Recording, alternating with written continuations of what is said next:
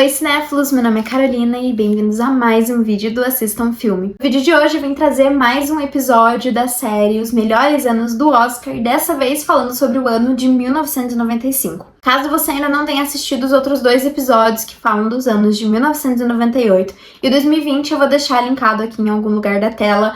Mas enfim, vamos lá para o vídeo. Eu falei pra vocês no último episódio que o ano de 2020 foi o que mais me inspirou a começar a ter esse pensamento de putz, qual será que é de fato o melhor ano do Oscar em relação aos indicados, né? Que teve os filmes indicados que são os melhores, né? Porque muitas vezes a gente não concorda exatamente com todos os indicados, né? Eu acho que isso sempre acaba acontecendo. Eu acho que muito dificilmente você vai ter um ano perfeito em que de fato ali todo mundo faz muito sentido estar ali, né? Pelo menos em questão de opinião, assim, você vai olhar e vai gostar de todos os indicados, né? Mas, apesar do ano de 2020 ter me trazido essa visão, eu acho que o ano que mais me incentivou a gravar esse vídeo, assim, realmente foi o ano de 1995. Foi um ano que, conforme eu fui assistindo os filmes, né, que eu acabei assistindo, obviamente, não assisti em 95, né, mas que eu fui assistindo os filmes mais tarde, eu fui percebendo, caramba, esse ano é muito bom, só tem filme bom, assim, e fiquei impressionada com isso. Então, enfim, esse é um dos mais especiais, porque não só ele é o meu favorito e ele é o primeiro que eu destaquei, assim, da lista de, putz, eu preciso falar sobre esse ano, mas também ele é o ano que tem a melhor média do IMDb, ou seja, né, a junção ali das notas dos filmes, as notas dadas pelo IMDb dão a melhor média de todos os anos do Oscar até então, né. Então, enfim, muito especial, mas vamos aí pro vídeo. Bom, vou começar falando do que eu menos gosto até o que eu mais gosto. E vou começar então com o filme Quatro Casamentos e um Funeral. Eu acho que esse filme ele é muito divertido e ele funciona muito bem como uma comédia romântica. Como um filme de comédia no geral, né? Mas quando você compara ele com os outros indicados aqui, putz, ele perde por muito, assim, ele fica muito por fora. Mas acho que tem coisas interessantes aqui, né? Ele é um filme que é muito literal, né? Ele fala 4 casamentos e um funeral e, de fato, a gente tem 4 casamentos e um funeral. A inspiração do filme também é muito engraçada porque ele veio do roteirista e co-executivo do filme, o Richard Curtis, que estava olhando em alguns diários antigos e percebeu que ele tinha ido a 72 casamentos nos últimos 10 anos. Então veio aí essa coisa de mostrar essa sequência de casamento, que eu acho que é uma coisa que a gente vê muito na vida real, né? Porque, querendo ou não, quando você tem um grupo de amigos da mesma idade, geralmente os casamentos acabam sendo em sequência, né? Eu falando isso sem ter qualquer tipo de relação com isso, mas é a sensação que eu tenho. E a história toda do filme é cheia dessas coisas. A própria audição do Hugh Grant, que é o protagonista desse filme, inclusive foi a meu principal incentivo para assistir o filme. Ele mandou o vídeo dele como best man do casamento do irmão dele. Então o filme é cheio dessas brincadeirinhas, assim, e ele entrega uma história divertida, assim. Não tem nada de super diferente do que a gente não tenha visto em outros filmes, né? Eu acho que se você gosta de filmes, assim, de comédia romântica com essa temática de casamento, ele é um bom filme. Não acho que ele seja o melhor, mas é um filme muito bom e é muito interessante a gente ver um filme de comédia romântica sendo indicado à categoria de melhor filme dentro do Oscar. E em quarto lugar, pra mim, ficou o filme Quiz Show. Esse foi um filme que eu fui assistir sem saber de nada e acabei me surpreendendo bastante. Ele tem uma vibe meio parecida com Quem Quer Ser um Milionário, que é um dos vencedores do Oscar de melhor filme. E aqui a gente acompanha, na verdade, a fraude de um programa e não de uma pessoa em si, né? Uma grande investigação que investiga esse programa, esse Quiz Show, que basicamente eles vão alterando ali os competidores para quem é mais agradável para a audiência, né? E toda essa investigação é conduzida graças a um dos participantes que meio que fica indignado que ele é obrigado, assim, a perder. E, enfim, é um filme legal, de investigação, assim, acho que tem personagens muito bem desenvolvidos, até por ser baseado na vida real. Ele tem o Ralph Fiennes, que é quem interpreta um dos grandes protagonistas aqui, que traz uma performance muito legal, acho ele um ator sensacional e aqui não é diferente. Mas é isso também, tipo, é um filme de investigação. Acho que tem filmes mais legais, mas se você quer ver um filme baseado em uma história real, que traz essa coisa, né, essa realidade de um programa, coisas dos interesses de uma grande companhia, de um estúdio, aqui tem coisas muito boas. terceiro lugar pra mim ficou o filme Forrest Gump, que foi quem ganhou o Oscar de melhor filme.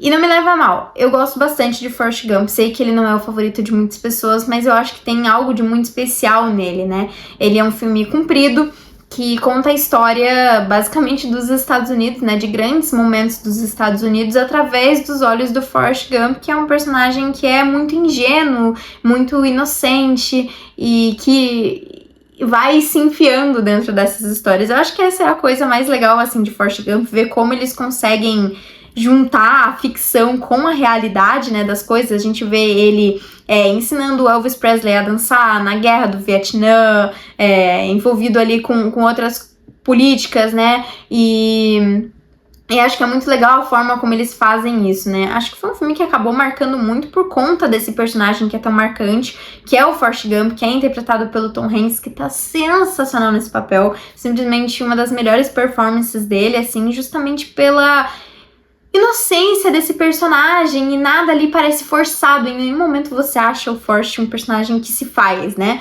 Você entende a forma como ele é, né? E é muito legal a maneira como ele enxerga muitas das coisas que vão acontecendo, principalmente quando tem relação à Jenny, que é a melhor amiga dele de infância, o grande amor. Enfim, acho que ele tem coisas muito legais, a gente acompanha esse personagem amadurecendo e passando por esses grandes eventos, que eu acho que é o grande destaque do filme.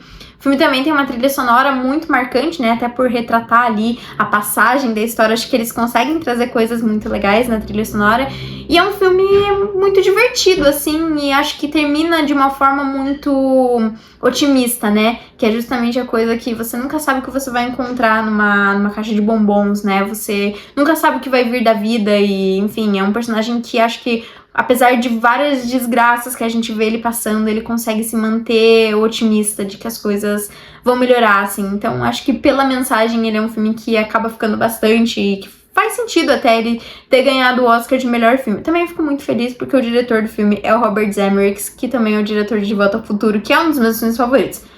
Mas enfim, nada a ver com nada. Mas pra mim ele fica em terceiro lugar, porque eu acho que os outros dois aqui dessa lista são filmes extremamente impactantes. E o segundo e primeiro lugar é muito difícil pra mim definir qual dos dois, porque eu acho que ambos os filmes trazem coisas muito diferentes e ainda assim são filmes muito marcantes. Mas só pra ser um pouco diferente, eu vou falar que em segundo lugar pra mim fica o filme A Espera de um Milagre. Esse filme também foi um filme que eu me afastei por muito tempo, porque em diversos sites de crítica ele é falado como um dos melhores filmes de todos os tempos. E eu vou ser bem sincera, esse tipo de propaganda, de termo, né, me afasta muito dos filmes, porque eu fico, ai, será que é mesmo o melhor filme de todos os tempos? E eu, por muito tempo, não assisti esse filme, e não cometam o mesmo erro que eu, porque esse filme é sensacional. É uma história maravilhosa, assim, que a gente acompanha um cara que é acusado, né, de ir preso por ter assassinado a esposa e o amante da esposa, e a gente vê ele tendo que lidar ali com a cadeia, e ele passa por, nossa, momentos muito difíceis, assim, até que ele consegue dar a volta por cima, e é muito legal acompanhar esse personagem, em principal, acompanhar a relação dele com o personagem do Morgan Freeman aqui dentro do filme, e onde eles exploram justamente essa coisa do perdão, da culpa, do passado, né, de seguir em frente, e acho que ele traz um retrato muito legal do sistema carcerário aqui, né, em alguns personagens, principalmente quando conseguem sair da prisão, que muitas vezes eles passaram tanto tempo lá dentro que eles já não sabem mais como é que é o mundo real, eles já não sabem mais como se comportar, eles não conseguem empregos, eles não têm muito pra que viver, né, depois de tanto tempo preso. E isso é uma coisa que eu tinha visto muito na série Orange is the New Black, eu acho que aqui eles conseguem trazer muito disso, né?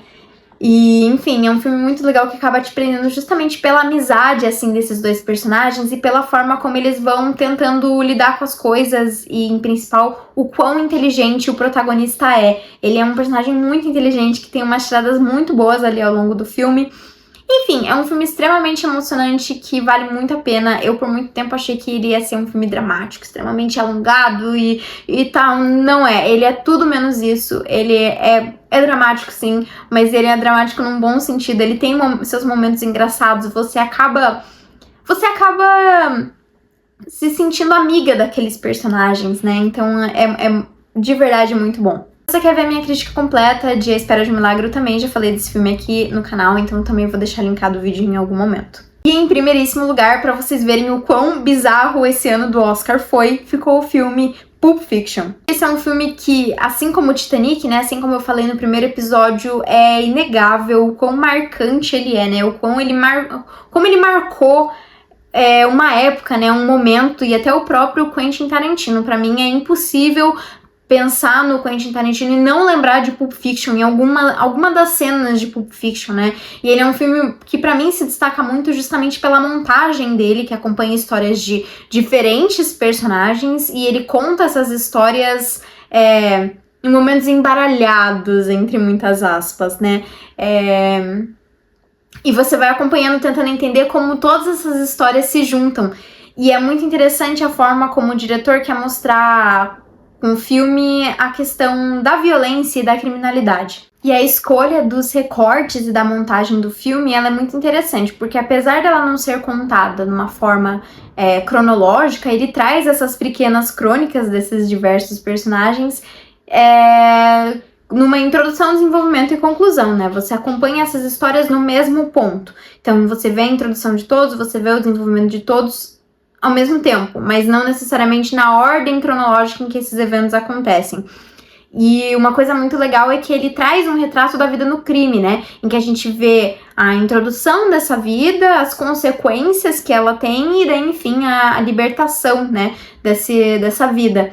E é um filme muito violento, mas que tem muito sentido, assim, tudo dentro da história. E acho que todos os personagens, eles são muito legais, por mais caricatos que eles às vezes possam parecer, né? Você tem a personagem da Mia Wallace, que é extremamente descolada e que é misteriosa, você nunca sabe quando ela tá falando a verdade. Aí você tem o personagem do Bruce Willis, que é um lutador, que ele é mais quieto e ele tem uma história que traumatiza ele do passado. Aí, por outro lado, você tem o Vincent Vega, que é um personagem mais tranquilo, apesar de estar envolvido ali com a máfia. Você tem o personagem do Samuel L. Jackson, que tá meio de saco cheio já dessa história, que quer pular fora, assim, mas que ainda assim tem um senso de responsabilidade, né? Tem uma seriedade, assim. Enfim, é um filme muito legal, extremamente criativo, ousado até mesmo pra época, que consegue te impactar, assim. Ele é um filme que você tem que ir prestando atenção justamente pra conseguir ligar esses quebras-cabeças que são apresentados, essas pequenas crônicas. Mas é um filme muito divertido e que te recompensa, assim, por você ter passado por tudo aquilo, né? Acho que ele tem... Se tem uma coisa que esse filme tem, são momentos marcantes. Acho que não tem um momento, assim, dentro do filme que eu falaria que não é marcante, que não ficou pra história. Então, é isso. E ele é um filme engraçadíssimo. E o que é mais legal aqui de tudo é que os diálogos que o Tarantino faz, não só aqui, né, mas também nos outros trabalhos dele, são muito realistas. Então, em nenhum momento você vai ver um diálogo... Lógico, você tem diálogos ali falando sobre a questão do crime, como seguir, como fazer, mas os diálogos, na verdade, eles têm um tom muito realista que a gente consegue ver acontecendo não só naquele contexto, mas também se fosse uma conversa de dois amigos dentro de um bar, né? Então, acho que ele se destaca justamente por isso, por ter um realismo e ter muita personalidade, né? É um filme que é contado fora de ordem, de certa forma, que é extremamente vivo, né? Que tem uma coloração muito viva. E é um filme, bom demais, assim. Com certeza é um daqueles filmes pra você reassistir várias vezes ao longo do tempo, porque ele com certeza vai ficar com você e vai ser um filme que vai te marcar pra bem ou pra mal. E é interessante como a vida criminosa é retratada aqui, porque ele poderia muito bem retratar cenas de noite, né, diálogos mais sombrios, mas não, você tem uma trilha sonora que tem músicas extremamente felizes de certa forma, mas animadas, né, você tem muitas cenas à luz do dia, você tem aqueles personagens conversando sobre algo que... enfim, é cotidiano, que não é necessariamente sobre o trabalho, ou quando é sobre o trabalho, eles meio que dão pequenas dicas pra gente entender mais sobre os personagens, né? A gente tem uma conversa em que eles falam muito sobre a Mia Wallace, que a gente entende exatamente quem que ela é, meio que dando algumas dicas, assim, do que esperar dessa personagem. Então... enfim, é um filme sensacional, com um roteiro excelente, assim, em todos os sentidos possíveis, com uma montagem muito bem feita e muito bem pensada para conseguir trazer todas essas coisas e fazer sentido, né, numa ordem. E com certeza é um filme que ficou marcado pra história, enfim, não tem nem discussão. E pra mim, esse deveria ter sido o vencedor do Oscar de melhor filme de 1995. Mas enfim, esse foi o vídeo de hoje. Se você gostou, não esquece de curtir, compartilhar e comentar qual que é o seu filme favorito aqui da lista dos indicados a melhor filme de 1995. Deixar aqui nos comentários também qual que é o seu ano favorito dos indicados do Oscar e também comentar qual que é o próximo ano que vocês querem ver eu falando por aqui nesse quadro. Então foi isso, até o próximo vídeo.